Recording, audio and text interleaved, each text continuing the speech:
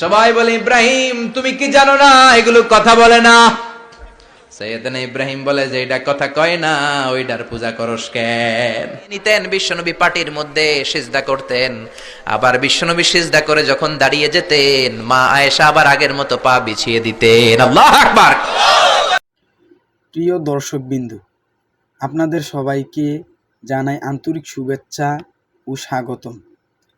আমরা সবাই জানি ইসলাম একটি পূর্ণাঙ্গ জীবন ব্যবস্থা। এই দিন আমাদের শিখিয়েছে কিভাবে চলতে হবে, কিভাবে কথা বলতে হবে, কিভাবে মানুষকে ভালোবাসতে হবে এবং কিভাবে আল্লাহর সন্তুষ্ট অর্জন করতে হবে। আজকের এই আলোচনার মাধ্যমে আমরা চেষ্টা করব কোরআন ও হাদিসের আলো থেকে কিছু শিক্ষা নেওয়া, আমাদের ভুলগুলো সংশোধন করার এবং সত্যিকার অর্থে মুসলমান হিসেবে নিজেদের গড়ে তোলা। তাই অনুরোধ রইল, মনোযোগ দিয়ে শুনবেন, চিন্তা করবেন আর যা শিখবেন তা নিজের জীবনে এবং পরিবারের জীবনে বাস্তবায়ন করবেন। চলুন শুরু করি আজকের আলোচনা। বাৎসরিক পূজা অনুষ্ঠানের দিন আসলো। কিছুদিন আগে একটা হয়েছে না সরস্বতী, এটা বোধহয় হিন্দু ভাইদের বিদ্যার দেবী। এরা এক একজনের কাছে এক একটা জিনিস নিয়ে যাওয়া লাগে। আমরা সব জিনিস চাই একজনের কাছে, তিনি কে? আল্লাহ। এটা কঠিন না সহজ? বিদ্যার জন্য ওই মন্দিরে, সৌন্দর্যের জন্য এই মন্দিরে, খাদ্যের জন্য দুর্গার কাছে, ঝামেলা না? আমরা সব কিছুর জন্য একজনের কাছে যাই, তিনি কে? আল্লাহ। বাৎসরিক পূজা অনুষ্ঠানে সবাই ইব্রাহিমরে ধরছে, ইব্রাহিম চল আমরা পূজা দিতে যাব। সাইয়েদনা ইব্রাহিম ফানাযারা নাযরাতান ফিন নুজুম, তাকালেন আকাশে আর বললেন ইন্নী সাকিম, আমি যেতে পারবো না, আমি অসুস্থ। আমি কি আসলে সুস্থ ছিলেন? তো অসুস্থ বললেন কেন? কারণ অসুস্থতা দুই ধরনের, চিল্লায় বলেন, একটা শারীরিক আর একটা মানসিক। সাইয়েদনা ইব্রাহিম মানসিকভাবে প্রচন্ড বিপর্যস্ত ছিলেন, অসুস্থ ছিলেন। এর কারণ গোটা উম্মত মূর্তির পূজা করে, এই দৃশ্য দেখে কোন নবী মানসিকভাবে সুস্থ থাকতে পারে না। উনি বললেন আমি অসুস্থ, তোমরা যাও। সবাই বলল ঠিক আছে আমরা যাই। ইব্রাহিম তুই আমাদের ঘরের মূর্তিগুলারে পাহারা দে। মূর্তি পাহারাদার একজন ভালো লোক পাওয়া গেছে, মূর্তি পাহারা দেওয়ার জন্য ভালো একজন পাহারাদার পাওয়া গেছে। নাম কথা কন, কথা বুঝতে কষ্ট হচ্ছে মনে হয়। মূর্তি পাহারা দেওয়ার জন্য কারে পাওয়া গেছে? সাইয়েদনা ইব্রাহিম কয় ঠিক আছে আজকে পাহারা দিমু, জন্মের পাহারা, যা তোরা দিতাছি, পাহারা দিতেছি যা। এইবার সাইয়েদনা ইব্রাহিম মূর্তির ঘরে ঢুকলেন। দেখেন কি সুন্দর কথোপকথন আল্লাহ তুলে ধরলেন। আল্লাহু আকবার। মূর্তির ঘরে, দেবীর ঘরে ঢুকে উনি ঘুরে ঘুরে তাকায়, দেখে একটা এমনি হা করে আরেকটা ব্যা করে, এরকম 14-15টা হাত নিয়ে তাকায় আছে। উনি সবগুলার সামনে এভাবে তাকায় আছে, দেখে এক একটা এক এক চেহারার, একটা হাতির গণেশ স্টাইলের, আরেকটা এরকম, আরেকটা নারীর, আরেকটা বাঘের, আরেকটা তলোয়ার নিয়ে আইতাছি কোপায় ফেলাবো, আছে না নাই?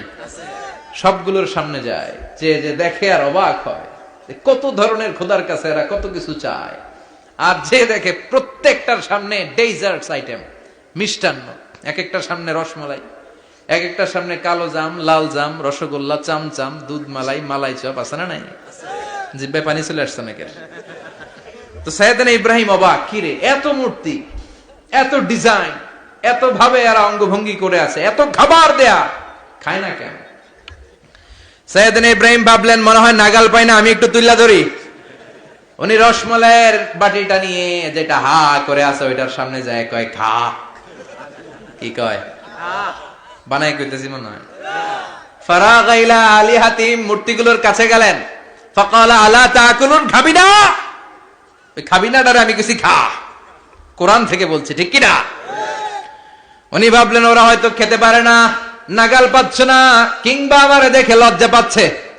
নিজ থেকে রসমালাইয়ের বাটি তুলে ধরলেন, উনি বললেন খা, আর ওগুলা কয় হা হা করে রয়েছে, নড়েও না চড়েও না। উনি মুখের সামনে তুলে ধরে বললেন আলা তাকুলুন, খা।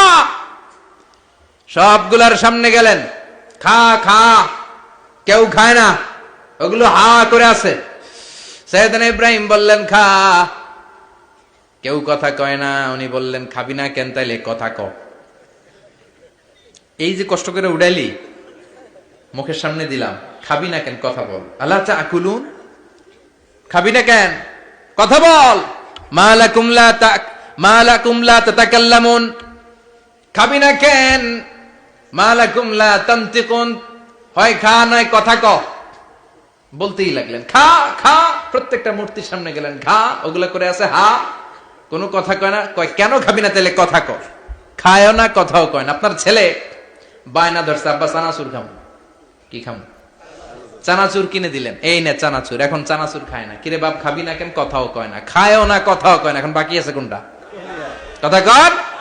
ফারাগা আলাইহিম দারবাম বিল ইয়ামিন, ডান হাতে কোপানো শুরু করলেন। ইচ্ছা মতো ঘুষি কিল মারতে মারতে মূর্তিগুলার সাইজ।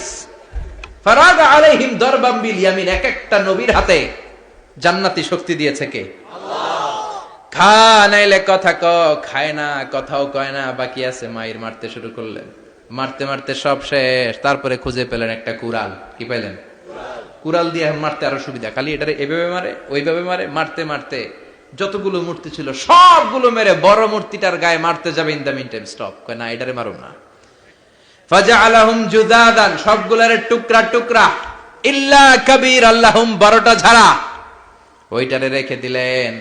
আর বুদ্ধি করে কুড়ালটারে বড়টার কান্দে ঝুলাইয়া দিলেন, বড় মূর্তিটার কাঁধের মধ্যে ঝুলাইয়া দিলেন। ঘটনাটা সুন্দর হয়েছে না? এখন কেমন যেন মনে হয় এটা কোপাইয়া দাঁড়া রয়েছে বাবার বেটার মতো। বড় পূজার শেষ, পূজার দিনক্ষণ শেষ। বিকেল বেলা পূজা মণ্ডপ থেকে সব এসে দেখে সর্বনাশ। পাহারাদার ইব্রাহিম কই, আনতা ফাআলতা হাযা বিআলিহাতিনা ইয়া ইব্রাহিম। ইব্রাহিম, সর্বনাশ কে কইছে? তুই কইছত নি? কয় আইনো, বড়টাই কইছে, ওইটারে জিজ্ঞেস করো। বাল ফাআলাহু কাবীরুহুম হাযা ফাসআলুহুম ইন কানু ইয়ানতিকুন। কোরআন থেকে বলছি, আমি করি নাই। ওই দেখ কুড়ালটা কার কান্দে, বড়টার কান্দে, ওইটারে জিগা। সবাই কয় খাইছে। সবাই বলে ইব্রাহিম তুমি কি জানো না এগুলো কথা বলে না? সাইয়েদনা ইব্রাহিম বলে যে এটা কথা কয় না, ওইটার পূজা করস কেন?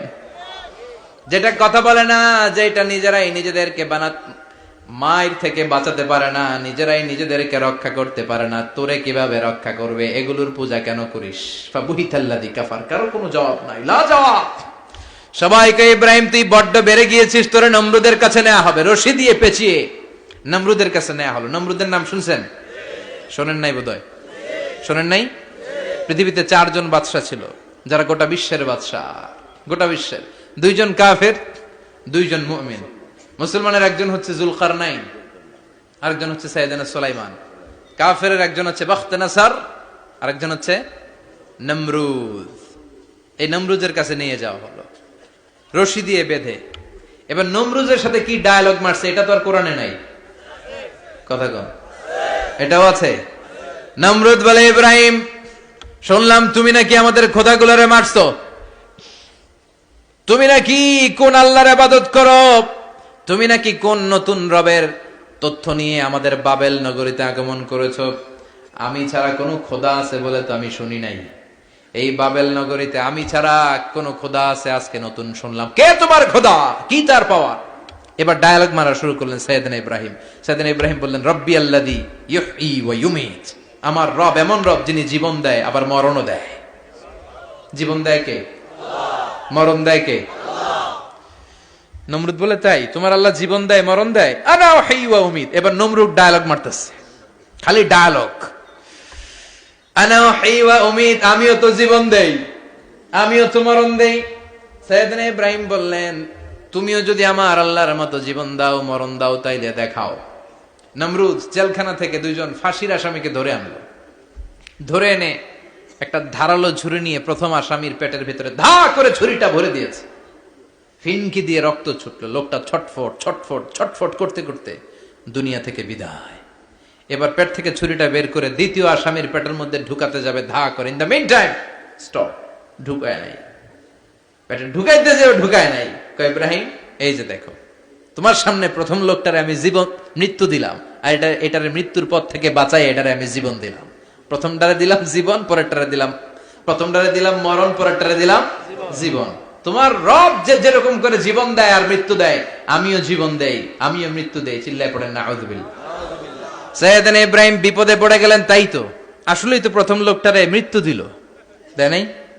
কথা কন, ছুরি মেরে রক্ত বের করে ওর মৃত্যু দেয় নাই? পরের লোকটারও একই ভাবে মৃত্যু দিতে যে সেখান থেকে বাঁচিয়ে জীবন দিল। ভেজাল আছে না নাই? এবার সাইয়েদনা ইব্রাহিম বলে ফাইন্নাল্লাহ ইয়াতি বিশ-শামসি মিনাল মাশরিকি ফাআতি বিহা মিনাল মাগরিবি ফাবুহিতাল্লাযী কাফার। সাইয়েদনা ইব্রাহিম বললেন, বুঝলাম তুমি আমার আল্লাহর মতো জীবন দাও, বুঝলাম তুমি আমার আল্লাহর মতো মরণ দাও, কিন্তু নমরুদ খেয়াল করে শোনো, আমার আল্লাহ প্রতিদিন সকাল বেলায় পূব আকাশ থেকে জল জলে সূর্যটা উঠায়। তোমার যদি এরকম কোন ক্ষমতা থাকে, তুমি আগামীকাল সকাল থেকে পূর্ব দিক থেকে সূর্য না উঠিয়ে পশ্চিম দিক থেকে সূর্যটা উঠাও। ফাবুহিতাল্লাযী কাফার। এবার ধরা গেছে, এবার জায়গার মধ্যে ধরা, একেবারে স্টপ, লা জবাব। নমরুদের মুখে কোনো জবাব নাই। এবার নমরুদের মেজাজ নরম নাকি গরম? কথা কন। গরম মেজাজ নিয়ে কয়, হাররিকু, এটারে আগুনে জ্বালা, এটারে আগুনে ফেল। নমরুদ বুঝে নাই যে আগুনের মালিক কে। বিশাল আগুনের কুণ্ডলি পাকিয়ে সাইয়েদনা ইব্রাহিমকে আগুনের মধ্যে ফেলে দেয়া হলো। হাতের মধ্যে রশি, পায়ের মধ্যে রশি, সারা দেহের মধ্যে রশি পেঁচিয়ে আগুনের কুণ্ডলিতে ফেলে দেয়া হলো। মুহূর্তের মধ্যে আগুনের প্রজ্বলন শক্তি ওই রশিগুলোকে জ্বালিয়ে পুড়িয়ে ছারখার করে দেয়, কিন্তু সাইয়েদনা ইব্রাহিমের দেহের একটা পশমও জ্বালায় না। যে রশি দিয়ে টাইট করে বাঁধছে, ওনার দেহের সাথে লাগানো টাচ করা রশি, ওই রশি জ্বলে যায়, কিন্তু সাইয়েদনা ইব্রাহিমের পশম জ্বলে না। চিল্লায় পড়েন আল্লাহু আকবার।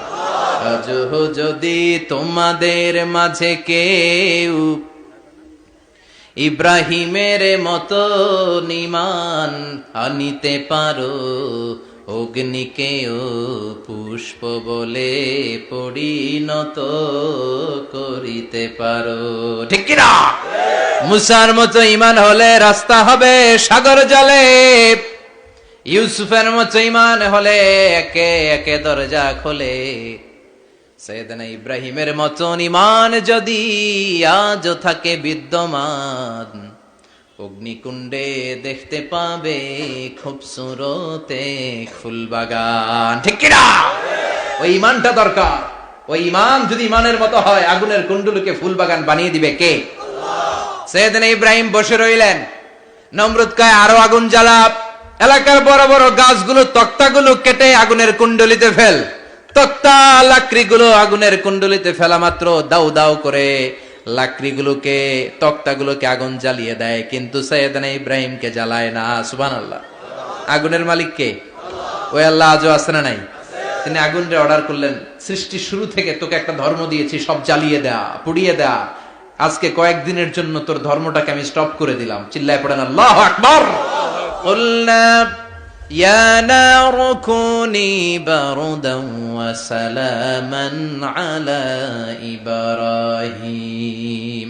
আল্লাহ বললেন, আগুন খবরদার, আমার ইব্রাহিমের গায়ের যেন পশম না পুড়ে যায়, কারণ ইব্রাহিমের সন্তান হবে ইসমাইল, আর ওই ইসমাইলের বংশে আমি পাঠাবো আখিরি জামানার পয়গাম্বার। ইব্রাহিমের জন্য কিছু না হয়, কোনি বারদা, ঠান্ডা হয়ে যা। কি হয়ে যা? কিন্তু এত বেশি ঠান্ডা হবি না যাতে ইব্রাহিমের সর্দি না লেগে যায়। সুবহানাল্লাহ। আগুন বলে, আপনি বললেন কুনি বারদা, ঠান্ডা হ, আবার কোন এত ঠান্ডা হবি না যাতে সর্দি না লাগে। কেমন ঠান্ডা হবো? আল্লাহ বললেন, সালামান আলা ইব্রাহিম, সালাম হয়ে যা, শান্তির গুলবাগিচা হয়ে যা, এয়ার কন্ডিশন নাতিশীতোষ্ণ হয়ে যা। চিল্লায় পড়েন আল্লাহু আকবার। 40 দিন ছিলেন এই আগুনের কুণ্ডলিতে, কিচ্ছু হয় নাই। সুবহানাল্লাহ পড়বেন না? শেষ জীবনে উনি ওনার নাতিপুতিদের সাথে গল্পের সময় বলতেন যে আমার জীবনে সবচেয়ে আরামদায়ক সময় কাটিয়েছি আমি ইব্রাহিমের আগুনের, নমরুদের আগুনের কুণ্ডলির ভেতরে থেকে। চিল্লায় এখন সুবহানাল্লাহ। তার মানে পুরো আগুনের কুণ্ডলির গুলবাগিচা বানিয়ে দিয়েছে কে? ওনার জীবনের শ্রেষ্ঠ সময় নাকি এটা, সবচেয়ে আরামসে নাকি কাটিয়েছে এই আগুনের কুণ্ডলির ভেতরে। চিল্লায় পড়েন আল্লাহু আকবার। এবার আল্লাহ ডেকে বলেন, নমরুদ অনেক হয়েছে, আর না, অনেক চান্স তোমারে দিছি আমি, অনেক ছাড় দিছি, মাগার ছেড়ে দিব না। আল্লাহ কি দেয়? ছাড় দেয়, ছেড়ে দেয় না। মনে থাকবে? চিল্লায় বলেন তো, আল্লাহ কি দেয়? কি দেয় না? নমরুদরে এতক্ষণ ধরে কি দিছে, কিন্তু কি আল্লাহ ছেড়ে দিবে? কথা বলেন। আল্লাহ বলে তোরে মারতে আমার কামান লাগবে না, গোলা লাগবে না, ফেরেশতা লাগবে না, তলোয়ার লাগবে না, নমরুদ তোরে মারবো আমি ল্যাংড়া মশা দিয়া। ফাআরসালাল্লাহু তাআলা বাউদা, আল বাউদাতু জুনদুম মিন জুনুদিল্লাহ। এই মশাগুলো আল্লাহর সৈনিক। কথা কন। এই মাছিগুলো আল্লাহর সৈনিক, এই সাপ আর ব্যাঙগুলো আল্লাহর সৈনিক, এই বাতাস আল্লাহর সৈনিক, এই মাটি আল্লাহর সৈনিক। মাটি যদি কাঁপাকাঁপি শুরু করে বসে থাকা যাবে? কথা কন। ভূমিকম্প হইলে সব দৌড়াদৌড়ি আছে না নাই? আগুন লাগলে দুর্ঘটনা আছে না নাই? বাতাস যদি 70 থেকে 80 কিলোমিটার বেগে ছুটে আসে দুর্ঘটনা আছে না নাই? ফারসালাল্লাহু বাউদা, আল্লাহ একটা ল্যাংড়া মশা পাঠালেন। এই ল্যাংড়া মশা নাকের ভিতর দিয়ে ঢুকে মস্তিষ্কের মাঝখানে যে কামড়াতে শুরু করেছে। মশার কামড় খাইছেন না আপনারা? শীতকালে যখন আমরা কম্বল মোড়া দিয়ে ঘুমাই, কানের সামনে যখন পন পন শুরু করে কেমন লাগে? কি বিরক্তি লাগে না? আবার ঝেড়ে টেরে আবার শুই, আবার পন পন। তো পন পনের আওয়াজই আমাকে সহ্য হয় না। ওই মশা নাকি দিয়ে ঢুকে এদিকে কামড়া, ওই বেড়ার কেমন লাগে? কথা কন। নাকের ভিতর দিয়ে মশা ঢুকে ভিতরে কুটকুট কুটকুট করে কামড় মারে। এই কামড় খাইয়া নমরুদ এবার নাচানাচি শুরু করছে। I M A disco dancer. Or dance দেখে সবাই হাসে, একেবারে I M A disco dancer. Or dance দেখে সবাই অবাক। ঘটনা কি? খোদাই লাফায়। এতদিন ধরে সবাই নমরুদরে পূজা করতো আর বলতো নমরুদ সবচেয়ে বড় খোদা, নমরুদ সবচেয়ে। এখন খোদা কি করে? ড্যান্স দেয়। চিল্লা এখন কি দেয়? এবার নমরুদ বাঁচার জন্য মাথার মধ্যে আঘাত করে, কিন্তু মশা বের হয় না। চিল্লায় আওয়াজ করে উত্তরে বলেন, মশা ঢুকছে কার অর্ডারে? এই মশা বেরোবেও কার অর্ডারে? মাথার মধ্যে আঘাত করে ঘুষি মারে, কিল মারে, কিন্তু মশা বের হয় না। এবার আশেপাশের যারা আছে খাদেম খুদ্দাম কয় তোরাও ঘুষি মার। খাদেম খুদ্দাম মনে মনে কয় আজীবন অনেক মারছস, আজকে আমরা মারুম। সুযোগ পায়া কিলের উপর কিল আর ঘুষি। আজীবন অনেক কাজ করাইছিস আমাদেরকে দিয়ে, অনেক জুলুম করেছিস, আজকে সুযোগ পাইছে মতো মাইরা লই।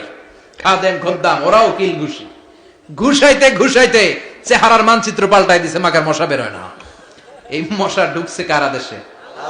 কথা কন। এই মশাটা যদি বেরোতে হয় অর্ডার লাগবে একজনের। চিৎকার করে বলেন তিনি কে? নিজেও মারে, বেরোয় না।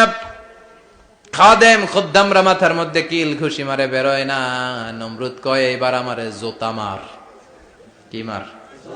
আমরা পরি প্লাস্টিকের জুতা, বাটার জুতা, অ্যাপেক্সের জুতা। আগে পড়তো খরমের জুতা। খরমের জুতা বানায় কি দিয়া?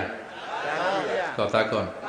এবার কাঠের জুতা দিয়ে খাদেম খুদ্দামরা মাথার মধ্যে বাড়ি। পিটাইতে পিটাইতে মাথাটাকে ফাটিয়ে রক্তাক্ত করে জামিনের মধ্যে নমরুদরে শুইয়ে দিয়েছে। আর আল্লাহর সৈনিক সেই বাউদা মশা নাকের ভেতর থেকে শূন্যে উড়াল মেরেছে। চিল্লায় পড়েন আল্লাহু আকবার। তার মানে এত শক্তিশালী হয়েও, গোটা বিশ্বের রাজা হয়েও নমরুদের ক্ষমতা নমরুদরে বাঁচাতে পারে নাই। চিল্লায় পড়েন ঠিক কিনা? এজন্য ক্ষমতা কাউরে বাঁচাতে পারে না, দাপট কাউরে বাঁচাতে পারে না, অহংকার কাউরে বাঁচাতে পারে না, সৈন্যবাহিনী কাউরে বাঁচাতে পারে না। বাঁচাতে পারে একজন। চিৎকার করে বলতে হবে তিনি কে? পৃথিবীতে কেউ তো স্থায়ী হয় না, হোক না সে ফেরাউন কিবা নমরুদ। কেউ ভাবে চিরদিন রয় না, কেউ ভাবে চিরকাল রয় না। পৃথিবীতে কেউ স্থায়ী হয় না। নমজে পড়ো আজ দিলে মে তোমার চরণ তলে, হৃদয় যায় নামাজ। হে নামাজি আমার ঘরে নামাজে পড়ো আজ দিলে মে তোমার চরণ তলে, হৃদয় যায় নামাজ। আল্লাহু আকবার পড়েন। তিনি দোয়া করলেন, আল্লাহ রব্বি জাআলনি মুকিমাস সালাহ। আল্লাহ আপনি আমার নামাজ কায়েমকারী বানান। কি কায়েমকারী? তার মানে নামাজ পড়লে সবাই মিলে পড়তে হবে, ঠিক কিনা? নামাজ কায়েমকারী বানান। আমার সন্তান ইসমাইলের নামাজ কায়েমকারী বানান। আমার দোয়াটা কবুল করেন। কবুল করে নিল কে? আবার বললেন আল্লাহ মক্কার নিরাপদ বানান। কবুল করলো কে? আবার বললেন ওয়াবা'আস ফীহিম রাসূলা। আল্লাহ এই শহরে একজন নবী পাঠান। কবুল করলো কে? যত দোয়া করছে সব কবুল করে নিল কে? এজন্য সাইয়েদনা ইব্রাহিমের জীবনী থেকে কি কি শিক্ষা গুনতে শুরু করেন। নাম্বার 1, আল জিহাদু দিদ্দা শিরক। ওনার জীবন থেকে প্রথম শিক্ষা হচ্ছে শিরকের বিরুদ্ধে জিহাদ। মুমিনের জীবনে জিহাদ চলবে কিসের বিরুদ্ধে? উনি মূর্তির সাথে আপোষ করে নাই, গাছের সাথে আপোষ করে নাই, মাছের সাথে আপোষ করে নাই, ধ্রুবতারা, চাঁদ, সূর্যের সাথে আপোষ করে নাই। উনি এক আল্লাহকে খুঁজে পেয়েছে। চিল্লায় বলেন ঠিক কিনা? আল্লাহ সব গুনাহ ক্ষমা করে, শিরকের গুনাহ ক্ষমা করে। 2 নাম্বার শিক্ষা হচ্ছে সত্যকে অন্বেষণ করতে হবে। ওইটা আমার বাবার বিরুদ্ধে যাক, ওইটা আমার দাদার বিরুদ্ধে যাক, ওইটা আমার দলের বিরুদ্ধে যাক, ওইটা আমার মতের বিরুদ্ধে যাক, সত্য যেখানে আমিও সেখানে। চিল্লায় এখন ঠিক কিনা? এটা হচ্ছে সাইয়েদনা ইব্রাহিম আলাইহিস সালামের ঈমানের স্পিরিট। শিরকের বিরুদ্ধে মুমিন জিহাদ করবে। সত্য যেখানে আছে মুমিন তালাশ করে সেটাকে ছিনিয়ে আনবে। সাইয়েদনা ইব্রাহিমের জীবনী থেকে 3 নাম্বার শিক্ষা হচ্ছে ভিশনারি অ্যাটিটিউডের হতে হবে মুমিনের। আমরা খালি 10 বছরের হিসাব করি, 20 বছর, 50 বছর। ইহুদিরা হিসাব করে 200 বছরের। কোন কাজ করার আগে 200 বছর পরে কি হইতে পারে ওইটা হিসাব করে। সাইয়েদনা ইব্রাহিম এরকম ভিশনারি ছিলেন। এজন্য দোয়া করেছেন, রব্বানা ওয়াবা'আস ফীহিম রাসূলা। আল্লাহ, যদিও ধুধু প্রান্তর, জনমানব হীন একটা এলাকা, আপনি এলাকায় এমন একজন নবী পাঠায়েন যেই নবীর আঁচলের নিচে গোটা বিশ্বটা একত্রিত হয়ে যাবে। কবুল করলেন কে? কি ভিশন দেখছেন, কি ভিশনারি অ্যাটিটিউড। তিনি তখন থেকেই বিশ্বনবীকে দেখতে পেয়েছিলেন। এজন্য ভিশনারি অ্যাটিটিউডের হন, স্বপ্নবাজ হন। স্বপ্ন সেটা না যেটা মানুষ ঘুমিয়ে ঘুমিয়ে দেখে, স্বপ্ন সেটা যেটা অর্জনের আকাঙ্ক্ষা মানুষের ঘুমাতে দেয় না। এটা ছিলেন সাইয়েদনা ইব্রাহিম, ভিশনারি অ্যাটিটিউডের ছিলেন। 4 নাম্বার শিক্ষা, যোগ্য প্রজন্ম তৈরি করে যাওয়া। উনি কি প্রজন্ম তৈরি করছে দেখেন। প্রথম ছেলে ইসমাইল, দ্বিতীয় ছেলে ইসহাক। ইসহাকের চ্যানেলে বনি ইসরাইলের সব নবীরা আসলো, আর এই চ্যানেলে বিশ্ব নবী আসলো। তার মানে বাপকা বেটা সিপাহিকা ঘোড়া। প্রজন্ম তৈরির দরকার আছে না নাই? শিরকের বিরুদ্ধে লড়াইয়ের দরকার আছে না নাই? আর নবীদেরকে মডেল হিসেবে মানার দরকার আছে না নাই? আমাদের মডেল কি কবিরা না নবীরা? নায়করা না নবীরা? নেতা নেত্রীরা না নবীরা? আমরা যেন নবীদেরকে মডেল হিসেবে মেনে জান্নাতে উপযুক্ত হতে পারে। আল্লাহ তুমি তৌফিক দান করো। কি ঘর ছিল, টাকা নাই, পয়সা নাই, দামি বিছানা নাই, ফার্নিচার নাই, জুয়েলারি নাই, অর্নামেন্টস নাই, কিন্তু বিশ্বনবীর ঘরের মধ্যে সুখ আর শান্তি আছে না নাই? সুখ আর সুখ। ফজরের নামাজ পড়ে এসে নিজেই মা আয়েশার সাথে রান্না করতে বসে যেতেন, নিজের তলোয়ার বের করে পেঁয়াজ কাটা শুরু করতেন বিশ্বনবী। আল্লাহু আকবার।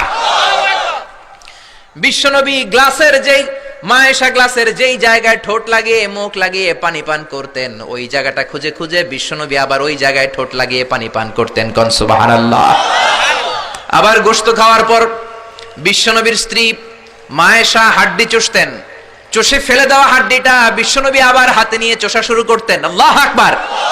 কি শান্তি, কি সুখ। মা আয়েশাকে বিয়ে করার আগে মা আয়েশার চেহারাটা বিশ্বনবীর কাছে জিবরাইল এনে বলল, ইয়া রাসূলুল্লাহ আখবিরনি, আমাকে বলেন মেয়েটাকে দেখতে কেমন লাগে। বিশ্বনবী বললেন, কার মেয়ে? আপনার বন্ধু আবু বকরের মেয়ে। কেন এনেছো? আল্লাহ ডাইরেক্ট প্রপোজাল দিয়েছে, ডাইরেক্ট প্রপোজ করেছে বিয়ের জন্য। বিশ্বনবী বললেন, তাই নাকি? জিবরাইল বললেন, হ্যাঁ ইয়া রাসূলুল্লাহ, আমি হলাম বিয়ের ঘটক, আল্লাহ হলেন বিয়ের কাজী। বিশ্বনবী বললেন, তুমি যদি বিয়ের ঘটক হও, আল্লাহ যদি হয় কাজী, আমি মুহাম্মদ রাজি। আল্লাহু আকবার। বিয়ে হয়ে গেল। ঘরে দামি কিছু নাই, ফার্নিচার নাই, টাকা পয়সা নাই, কিন্তু বিশ্বনবীর ঘরের মধ্যে সুখ আছে না নাই?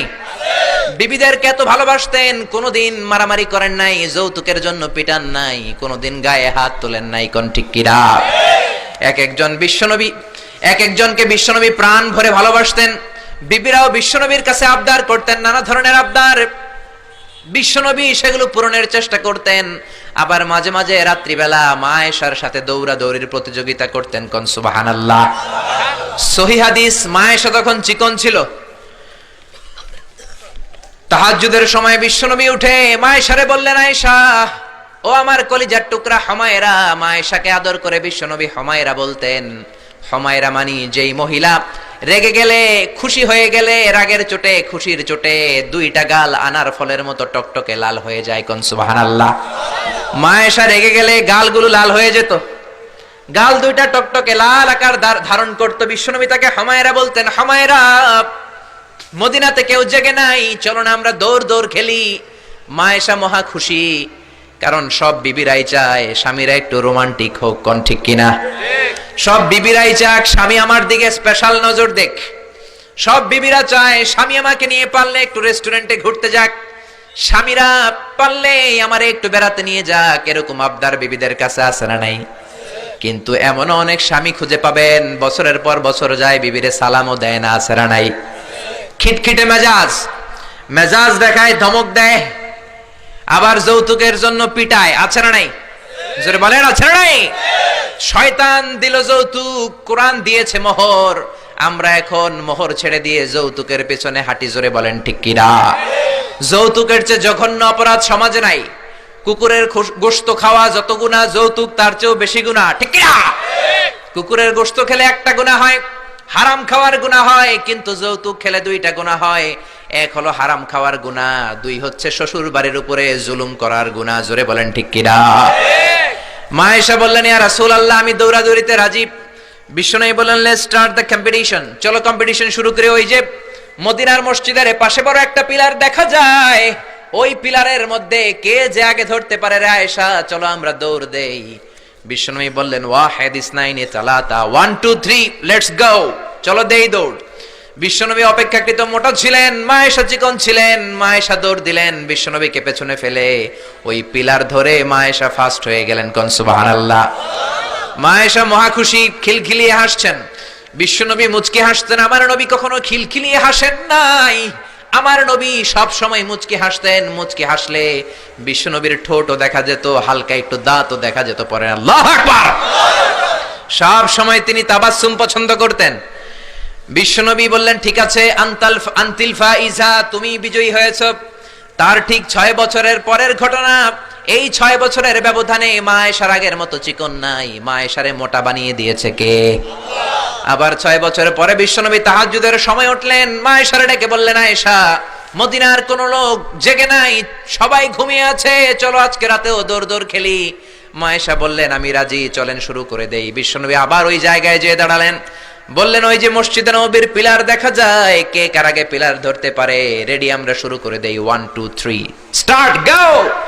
বিশ্বনবীও দৌড়, মা আয়েশাও দৌড়, জনমের দৌড়, আইজও দৌড়, কাইলও দৌড়। কে কারে হারাতে পারে?